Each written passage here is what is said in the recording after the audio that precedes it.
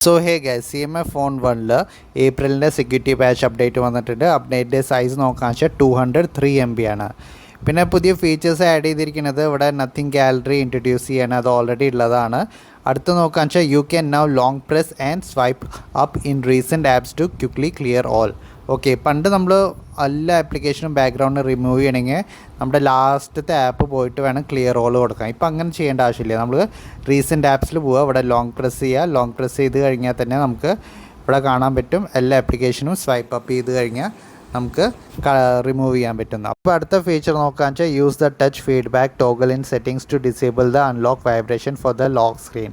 ഇപ്പോൾ നമ്മൾ lock screen open ചെയ്യാൻ ഫിംഗർ പ്രിൻറ്റ് യൂസ് ചെയ്യില്ലേ, ഫിംഗർ പ്രിൻറ്റ് യൂസ് ചെയ്യുമ്പോൾ നമുക്ക് ചെറുതായിട്ടൊരു വൈബ്രേഷൻ കാണാൻ കിട്ടില്ലേ. ആ വൈബ്രേഷൻ വേണ്ടെങ്കിൽ നമുക്ക് അതിന് വേണ്ടിയിട്ട് സെറ്റിങ്സിൽ പോവുക. സെറ്റിങ്സിൽ പോയിട്ട് ഇവിടെ നമുക്ക് ടച്ച് ഫീഡ്ബാക്ക്, ഇവിടെ ടച്ച് ഫീഡ്ബാക്ക് വരുമ്പോൾ ഇവിടെ ടച്ച് ഫീഡ്ബാക്ക് ഒന്ന് ഓഫാക്കി വയ്ക്കുക. ഓണായിരിക്കും, അത് ഓഫാക്കി വയ്ക്കുക. ഓഫ് ആക്കുകയാണെന്ന് വെച്ചാൽ ഇവിടെ നിങ്ങൾ പിന്നെ ഫിംഗർ പ്രിൻറ്റ് വെച്ചിട്ട് സ്കാൻ ചെയ്യുമ്പോൾ ഇവിടെ വൈബ്രേഷൻ ഒന്നും ഉണ്ടാവില്ല. ഇനിയിപ്പോൾ അടുത്ത ഫീച്ചർ നോക്കുകയെന്ന് വെച്ചാൽ optimised design of popup view. ഇപ്പോൾ ഈ പോപ്പപ്പ് വ്യൂ നമ്മൾ യൂസ് ചെയ്യില്ലേ, അത് നന്നായിട്ട് സ്മൂത്തായിട്ട് ഇപ്പോൾ എനിക്ക് തോന്നുന്നുണ്ട്. ഇപ്പോൾ കണ്ടില്ലേ എത്ര സ്മൂത്തായിട്ട് ഫ്ലോലെസ്ലിയാണ് ഇത് വർക്ക് ചെയ്യണമെന്ന്. ഈ അപ്ഡേറ്റ് ചെയ്ത് കഴിഞ്ഞിട്ട് ഈ പോപ്പപ്പ് വ്യൂ ഒന്ന് യൂസ് ചെയ്ത് നോക്കുക, നല്ല സ്മൂത്തായിട്ടുണ്ട്. അടുത്ത ഫീച്ചർ നോക്കുകയെന്ന് വെച്ചാൽ fix the issue of delay data network switching in extremely rare cases. ഇപ്പോൾ ഫോർ എക്സാമ്പിൾ ഇമാജിൻ ചെയ്യുക, നിങ്ങളിപ്പോൾ ജിയോൻ്റെ അല്ലെങ്കിൽ എയർടെലിൻ്റെ സിമ്മാണ് യൂസ് ചെയ്യുന്നത്. നിങ്ങളുടെ വീട്ടിൽ 5Gയുടെ നെറ്റ്വർക്ക് അത്ര നന്നായിട്ട് കിട്ടുന്നില്ല, അപ്പോൾ 4Gയിലാണ് ഇരിക്കുന്നത്.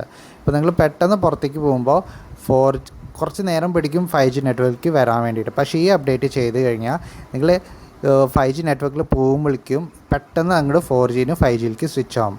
അപ്പോൾ ആ ഇമ്പ്രൂവ്മെൻറ്റ് വരുത്തിയിട്ടുണ്ടെന്നാണ് കാണിക്കുന്നത്. പക്ഷേ എനിക്ക് CMF ഫോൺ 1 ഇതുവരെ ഒരു പ്രശ്നം വന്നിട്ടില്ല 4G to 5Gയിലേക്ക് സ്വിച്ച് ആവാൻ വേണ്ടിയിട്ട്.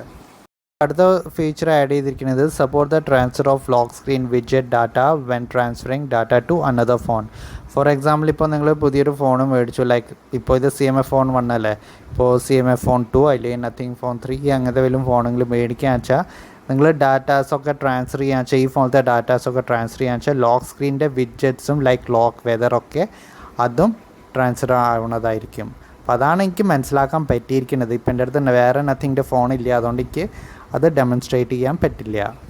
അടുത്ത ഇമ്പ്രൂവ്മെൻറ്റ് വരുത്തിയിരിക്കുന്നത് fix the issue of emergency dialling failure in extremely rare cases in certain areas. ഇപ്പോൾ നമ്മൾ എമർജൻസി കോൾ വിളിക്കില്ലേ, ലൈക്ക് 112 സംതിങ് ലൈക്ക് ദാറ്റ്.